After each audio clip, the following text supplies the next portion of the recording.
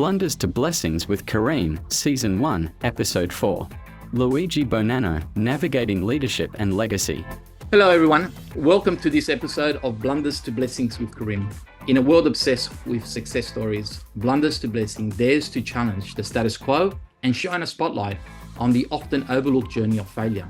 In this podcast series, you'll hear from successful individuals who have faced adversity head on, sharing their biggest blunders and their invaluable wisdom gained from each experience. My notable guest today is Luigi Bonanno. Welcome, Luigi. Hi, Kerim. Luigi graduated from the University of Technology in Sydney as a civil engineer and began working with Transfield Construction, a leading construction company that built iconic infrastructure such as the Sydney Harbour Tunnel. After 10 years in the construction industry, he joined the very successful family business and quickly became an experienced dealer principal. With both European and Japanese brands like Mazda, he's a skilled negotiator, businessman, vehicle architect, and sales manager. He's a successful father, husband, and in his spare time, a passionate cyclist. Congratulations, Luigi. You're still young and you've done so much. That is an amazing journey, and thank you for being here with us today. So, Luigi, most cultures and the education system look at failure as a negative thing and stigmatize failure when the reality is you only fail at things you have never done before. So with that in mind, what is your definition of the word failure? I think to me, failure comes in a very strange form. It's possibly the outcome of not achieving a desired goal straight off the bat. Growing up through school, in my time, I'm 52 years of age, so I'm not too old, I'm not too young, but in my time, we were always told that you either had to be first, second, or third, and anything outside of that wasn't a win or wasn't a success. Nowadays, children are told that it's okay as long as you participate, and I think it sets you up for a different outcome in the workplace.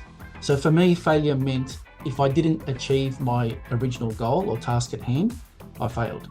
And has that changed over time? It has, but only because of certain pressures in the workplace.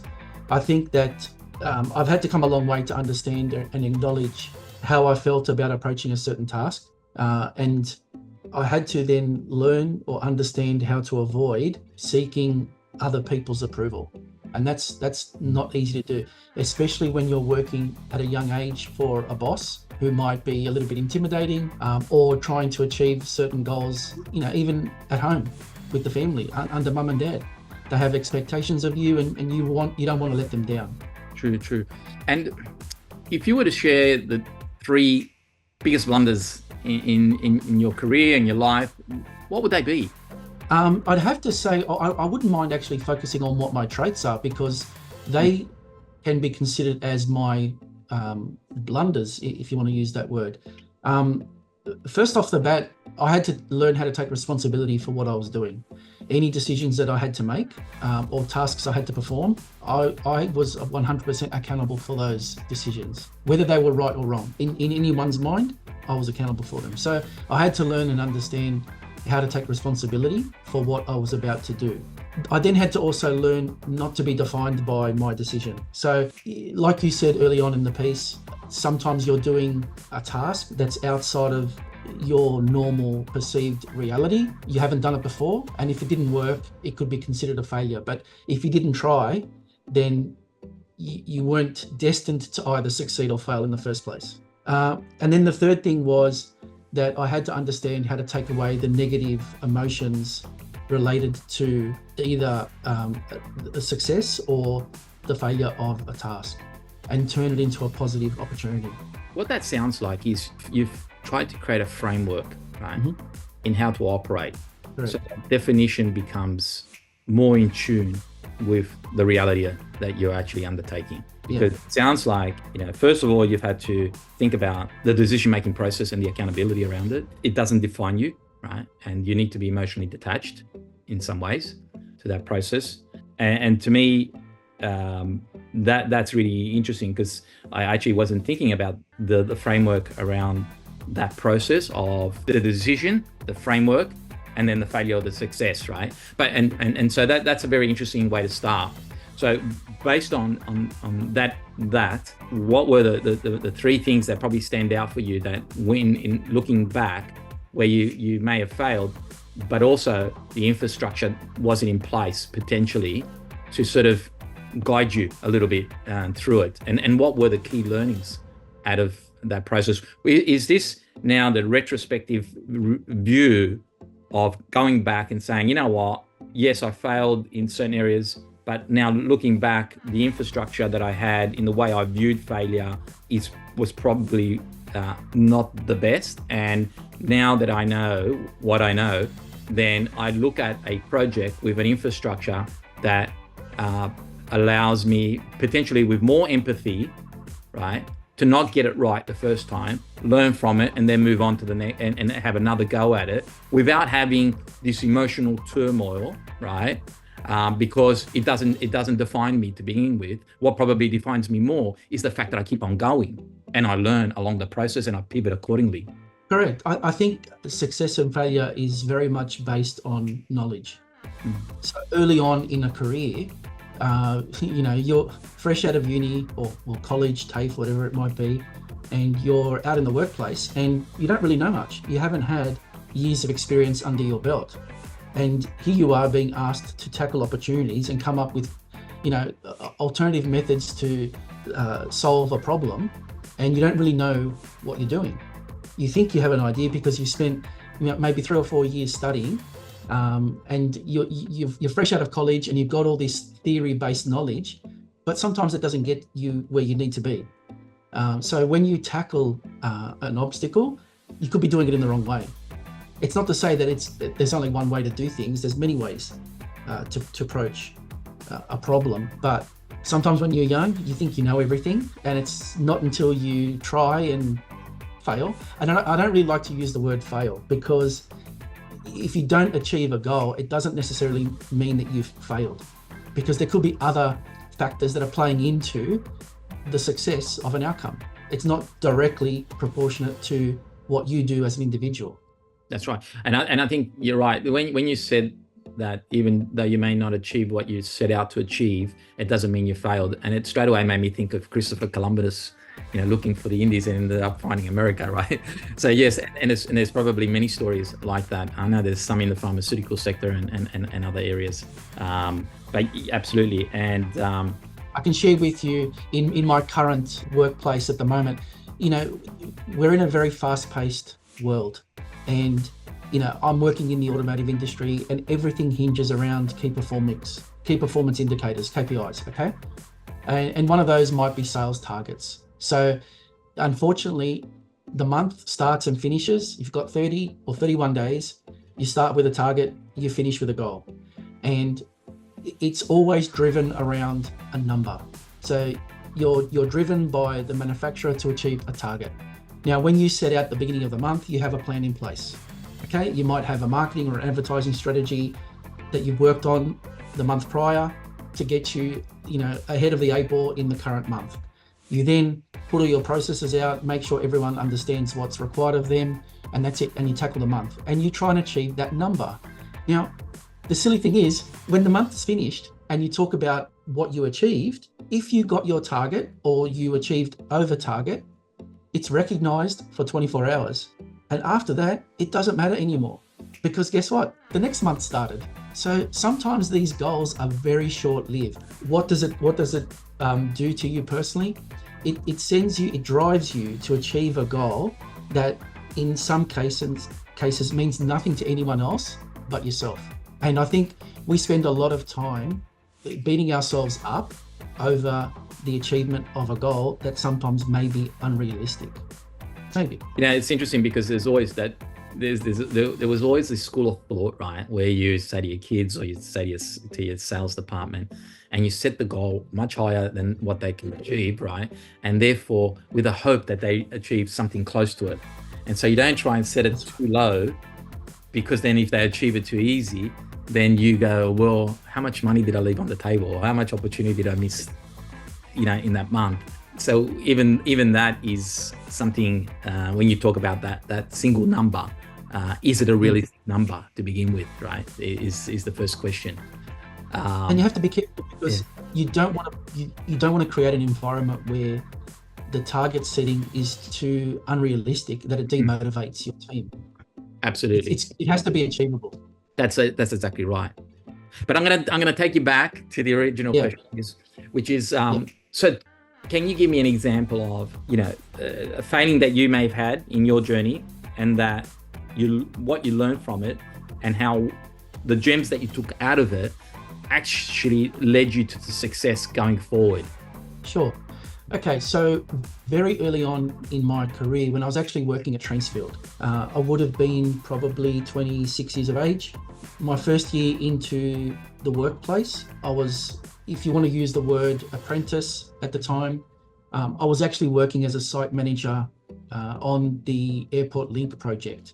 So I was involved in the construction of the train station between Wooleye Creek and Green Square, which is Alexandria. Yep. So under my management were probably 80 people, and I was responsible for a budget of, say, $40 to $43 million. So for me, being a young person, I thought I had a lot of responsibility. Now, one of the tasks that I was involved with was to manage any tradespeople that were coming on site. They would obviously provide a budget for a scope of works, and you had to make sure that they either met the budget or came in under budget. Otherwise you wouldn't be making a profit, okay? You'd be turning a loss. So here I was, there was a particular contractor who was tasked to do the excavation work of one of our coffer dams. And what he was doing was, he was excavating the site, but at the same time, he was also doing some private work at someone's house that happened to be one of the senior partners of the company that I worked with. Right. And so what was happening was, when these dockets or receipts for trucks that were excavating material away were coming through to my desk, they didn't add up. So it didn't correlate with what was happening on the job site. So I discovered at the time that something was being done a little underhanded. And so what I did was that I thought I had to do the right thing, and I had to bring this to light with my senior management. And at the time, what I didn't realize was that it's sometimes on a job site, it's not about the task at hand. There's always politics that play, and I'm not a very big player in politics. So I ignored all the signals. I was told by certain people, listen, it's one thing to understand what's going on. It's another thing to blow a whistle on someone. But what did I do? I thought I knew best, and I blew the whistle. So that put me actually under the spotlight and a little bit of pressure, because what was happening then was that any other task that I was given to do, I had to make sure that I had done it to the best of my ability, and at the same time ensure that I wasn't open for interpretation by others. So it's a little bit different. I'm using an example that probably would not happen in the normal workplace, but it's an example of where I did something, and in my mind, I thought I had failed. Why did I fail? Because I thought that it was my duty to bring other people to account, because I was responsible for a budget that was on my scope of works, on my site. And here I was in a situation where I was dealing with a contractor that wasn't doing the right thing, that could potentially tip my budget over, and I didn't want to be held accountable for someone that was doing something deceitful. Okay, so it's an area where it normally doesn't happen, but I thought it's something that it was good to talk about with you today, Kerim, because what it taught me was that I can only be responsible for what I can control. So what this particular individual was trying to do, I couldn't have any control over what he was doing. All I could do was bring it to light, and then let the powers to be, which were the management team above me, decide on what that person's fate would be. It wasn't something that I was supposed to then try and take control of, because in actual fact, I couldn't. And then this job went on for a few years. By the time the job finished, this particular tradesperson was eventually caught out, and then he was made to pay back any of the monies that he had charged incorrectly. So he got his just deserves later on, but in the meantime, if I wasn't careful, I could have been dragged into that mess, but not by my choosing. So if we drill a little bit deeper into that, even the psychology of that, I guess what was the key? I understand that the lesson you're saying is, I can only control what I can control, and one could argue that, well, that was in the scope of your area of control because you're controlling the budget. This guy was exceeding the budget due to other activities. But I think it says there's more to the lesson here in some respect, right, Luigi? And I'm just trying to think of what that could be, because it says a lot about human behavior. Because one of the things you said is that now I've set a standard, I've got to live to that standard, right? And in some ways, I think the lesson, and correct me if I'm wrong, and the gem out of that is that you demonstrated a form of leadership, right? As you said, I'm setting the standard. I have my own moral standard. I have a responsibility which is part of my standard, and I'm going to hold this guy accountable to the standards which I believe in and I was raised by. And the lesson out of that is that even at the cost, which is that I've got to live to that standard, right? Which then shaped you in some ways to be the leader that you are today in your business, right? Because that, to me, as a 26-year-old, to have the courage to call out somebody, right, is very difficult to begin with. But you did it because deep down there's a natural leader in you, right, that had values and standards, and the fact that you did it. See, I guess what I'm trying to say is, there's always a fork in the road in life, right? Every minute there's a fork in the road, in every minute of your life, and it's the difficult task, and it takes you up, and there's the easy one that takes you down. You take a lot of easy decisions, and you find yourself at the bottom, and you go, how did I get here? Well, you always made easy decisions.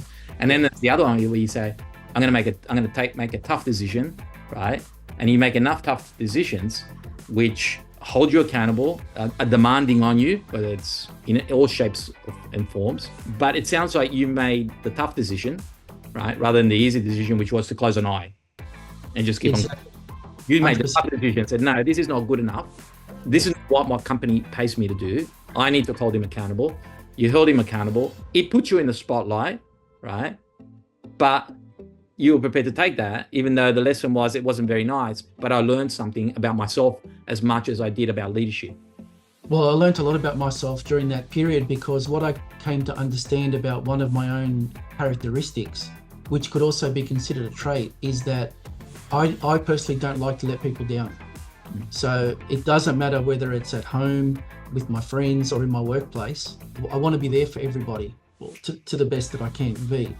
That can also work against me, because if people understand that that's my characteristic, they could abuse that trait. So I had to understand very early on in my life, in my working career, that it's one thing to be always there and perform the task. If someone needs help or someone gives you a challenge, I don't want to let anyone down, and I actually want to see that challenge through to the end. But at the same time, sometimes in work, when you're working under people that abuse that characteristic, they're just going to palm all the things that they don't want to do off to you, because then they know, oh, here's this guy, he's a young kid, he's a hard worker, he'll do whatever I tell him to do. So I had to understand, like you said, when there's a fork in the road, sometimes it's not easy to just pick what's going left or going right.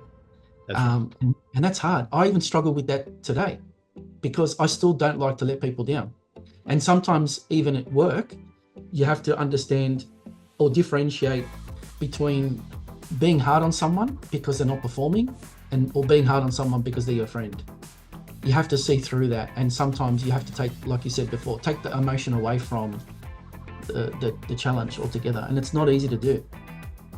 So I guess if we go back to that original situation where that's the lesson learned in that lesson about leadership, about standards, about values, about responsibility, it sort of trickled through to your leadership life. But even though I'm sure you've continued to learn those lessons around that leadership, and we refer to it as the fork in the road, always tending to take the difficult decision because it's the right decision, and you're still challenged by it today, and that means and quite rightly, because we're always learning, and every situation has its own little nuances, if you like. That's interesting. And what's another, I guess, in your journey, and it doesn't have to be a work one, it can be even a family one, but because this is going to a business audience, what is another business, let's call it, failure that you've crossed, that you said, what, I've learned these three things, which again were real gems, because the previous story, they shaped my way of addressing the next challenge that happened to me in my life. Yeah, okay. So like I said before, I'm in the automotive industry, and at the moment, we sell and service Mazda vehicles, but there was a period we branched out and we decided to start up a relationship with a European brand. And there's nothing wrong, I won't mention the name of the brand because I don't want to bring it into any disrepute, but there's nothing wrong with this particular brand, except for it didn't really have the same support to its dealer network that, say, the Japanese brands do. So we didn't think that we would have any issues. We started this relationship off and we thought, if it's going to be as good as a relationship we've had with the Japanese brands, this will work out wonders for us. And it wasn't until probably 5 years into the relationship that we realized this is just way too hard. And it was very sad the day that we decided that we were not going to continue the relationship anymore. And we had to, call in a meeting and let this manufacturer understand that, we were not going to continue the dealer agreement moving on into the new year. And we took that very hard. When I say we, myself, my family members, because this is a family business, we took it hard. And we actually saw that as failure, which is very strange because, when I talk to other colleagues in the industry, some of them thought we were crazy for first starting up this relationship. Lou, why do you want to spend and focus so much energy or money into a brand that is going to be a struggle? But sometimes, when you make a decision to do something, you don't just take the easy road because it's easy. Anyone can do that. But sometimes you take on a challenge because if it works, I think it's so much more rewarding than just doing something that will work hands down. Okay, so we didn't go into it foolishly. We knew it would be a challenge, but obviously we didn't understand the mechanics behind the relationship with this particular brand, and you wouldn't know that unless you were in a relationship with them. Even though we decided to pull out of the market with that brand, I think it was 2 years after that, the brand actually pulled out of the country. So they themselves couldn't make their goals or targets achievable within the Australian market. And they had actually tried it probably 20 years before we started with them. They left Australia and they come back under a different distributor. And again, the second time around, they still couldn't get it to work. So they've pulled out of the market altogether. So in hindsight, we're probably thinking, okay, it really wasn't us. And along the way, there were other dealerships that started and failed as well, that didn't work. Some lasted 1 or 2 years, some lasted 10. We actually ended up 6.5 years with this particular brand, but at least it was an opportunity for us to take on a challenge. I don't regret doing it. I don't think it was ever a waste of time. What it actually did, it made what we learned, it gave us more feathers in the hat, so to speak, when we had issues with our current manufacturers. So it gave us tools that we could use to tackle other challenges that we were facing with our current relationships. Have you leveraged? Exactly, yes.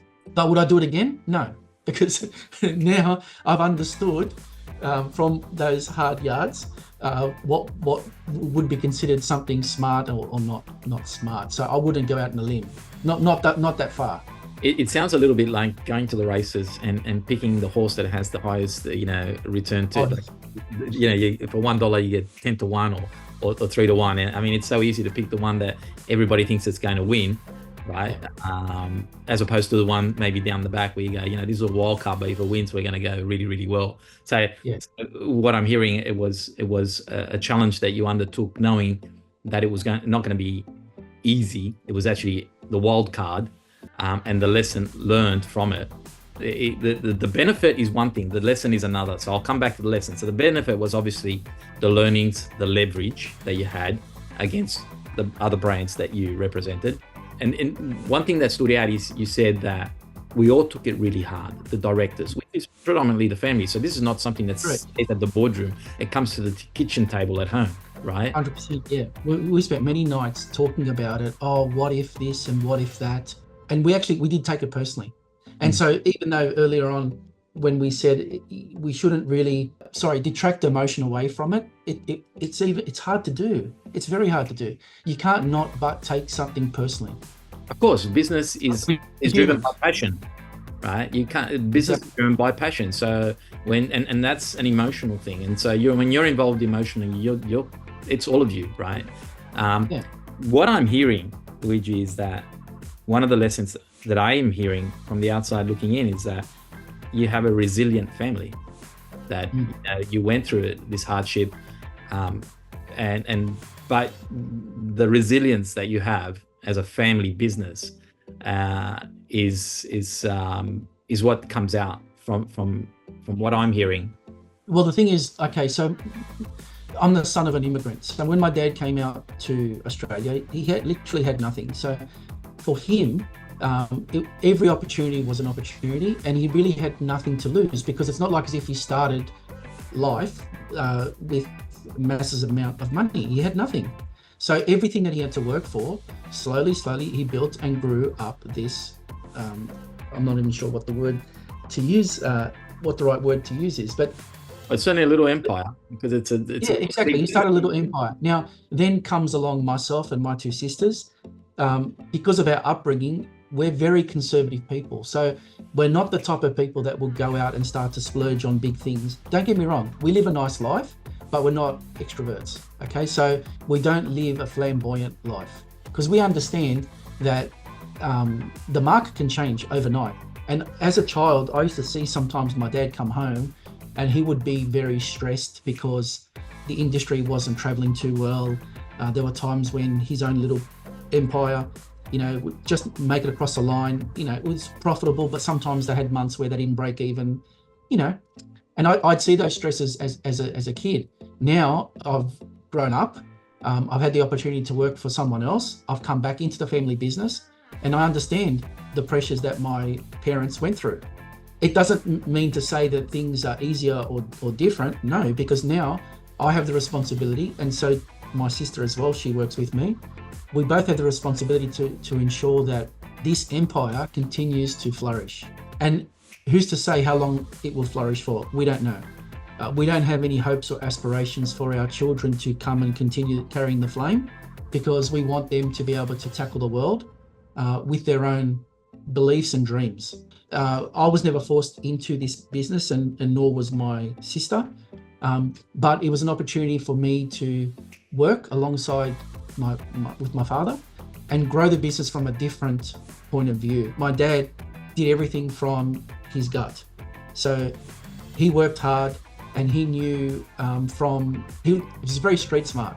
So I was fortunate enough to be able to go to the good schools. I went to uni, I got the theory. I learned about leadership and management from a different industry, not from the automotive industry. I did it from the construction industry. So it's a very different dynamic, but it actually gave me an insight into the automotive industry that's not from, say, a financial controller's insight or an accountant's insight, because a lot of dealer principals that do the same scope of work that I do have a different background. They're either accountants or they're salespeople that became sales managers, that became dealer principals. I came from a different upbringing, so I have a different outlook on my industry. It's not to say that it's the right one, but it's been working for me, and it's been working for our family business. Well, I know I know the business when your dad was there. I know the business when you were there, and I haven't seen it take a step back. I've seen it take steps forward strategically, and continually grow. And the new showroom that's been there for a little while now, is iconic in that stretch of Parramatta Road. So I commend you for the part that you played in building this little empire that one day may or may not go to the next generation, which would make it 3 generations.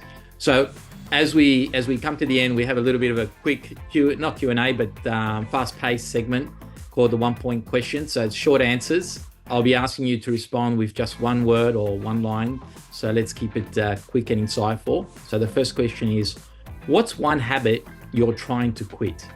Second guessing myself. Second guessing yourself. I like that. And that's an important one, because often, and I think that comes back to what you just said a couple of minutes ago about your dad being this businessman that ran with his gut, and you being more of an academic, right? Yeah.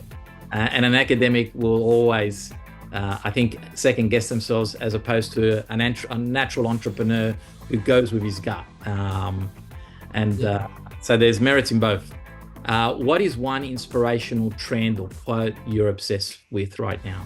You don't know if you don't know. I got told that from a colleague of mine, again from a different industry, and we were just thrashing some ideas around, and his name's Mario, and he just sat down and he said, Lou, you don't know if you don't know. So in other words, if you don't know something, you've got to empower yourself to get to know what it is that you want to know. I know it sounds very philosophical, but you can't be that person that knows everything. And so in your aim to try and work something out, you might fail, but you might succeed. But you don't know if you don't know. That's right. It reminds me of a Cheney statement, the vice president of the US, when they were talking about the Iraq war, and he started going through there's unknowns, knowns, and unknowns that are unknown. And he started going through the breakdown. It was, at first it sounded almost ridiculous, but when you stop to really think about what you're saying, there was actually a scientific formula into this theory of you don't know what you don't know, right? Now, what is one word that is not part of the Luigi vocabulary? I'm not sure if it's just a word. Oh, it could be a phrase. Well, I don't like freeloaders. So if you want something, if you want something, you have to work to get it. You can't just stand there with your hand out and expect it to be given to you. Nothing is owed to you. It's interesting because we have a generation of young people who, parents often complain that they feel like the world owes them a little bit, and I guess there'll be a rude awakening once they get out there. So describe one word that motivates you to try that extra one more time. What is it inside you that goes, that's it, I'm going to have another crack at this? What's that one word or that one driver? Realignment. I think when something doesn't work the first time, it doesn't mean that you failed. It just means that you need to realign your direction and tackle it from another point of view until you get the desired outcome that you want, not an outcome that's been demanded of you. That's a very good word, realignment. I like that. Before we say goodbye, what is one piece of advice you'd like to share with our audience, especially those who are struggling to overcome a setback or, move to the next phase? I think that if you don't take things too personally, work off your first gut impression and be more trustworthy of people and process. Don't try and do things on your own. Empower others to help you get to where you need to be. I like that. Get others to help you. And that goes back to building relationships. Correct. Luigi, this conversation was extremely amazing and interesting. I appreciate you taking the time today to join me on Blunders to Blessings. Before we wrap it up, I guess my takeaway in hearing all of this and knowing a little bit about your journey, I think this idea of that accountability piece is important. And I guess that part about it doesn't define you. I think that's really important, because I think that's been the stigma that failure has plagued everybody, right? That just because you failed, it has a negative representation, right? But actually failure doesn't define you. It should actually define you in a positive way, because it proves that you've had the courage to do something that you've never done before, as opposed to somebody who's never failed but has never had the courage to do something they've never done before. And I think that's the one thing that is difficult, because as we spoke and mentioned before, business is very passionate, and it's very difficult to then separate those emotions that when you don't achieve what you set out to achieve, to say, hey, it doesn't define you. It takes a lot of discipline, mental discipline for that distinction, I guess, to happen, I guess. But thank you, Luigi. Look, that's your story is an amazing story. I thank you for sharing it, and thank you to all the listeners. for listening to Blunders to Blessings with Kerim and Luigi. Please subscribe, share, and leave a review. And until next time, thank you very much.